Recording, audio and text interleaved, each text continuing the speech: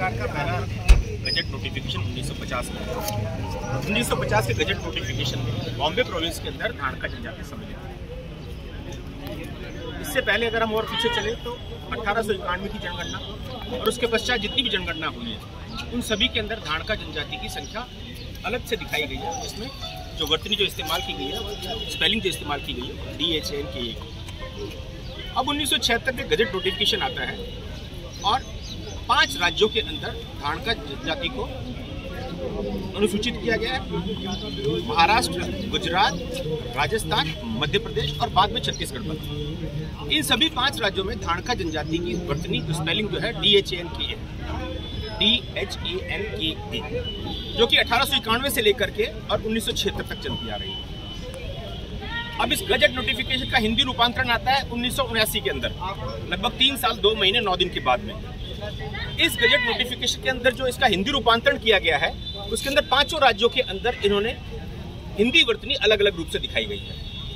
यदि आप बात करें संविधान की तो आर्टिकल 348 कहता है कि जब भी क्षेत्रीय भाषा में या इंग्लिश भाषा में कभी कोई डिस्प्यूट रहेगा तो अंग्रेजी को मान्यता दी जाएगी। ऑफिशियल लैंग्वेज एक्ट भी यही कहता है कि जहां जहां हिंदी और इंग्लिश के अंदर कोई समस्या आती है तो इंग्लिश को प्राथमिकता दी जाएगी।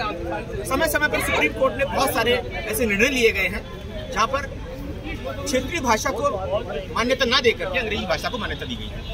राजस्थान सरकार का जहां तक प्रश्न है, ये पेपर लीक करने वाली सरकार है, ये घोटाले करने वाली सरकार है।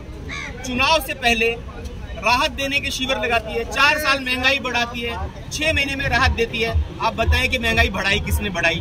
अब राहत दे रहे हैं आप बताएं कि 4.5 साल आपने GST में कितनी कटौती की? आपने अपने लोकल टैक्सेस कितने कम किए?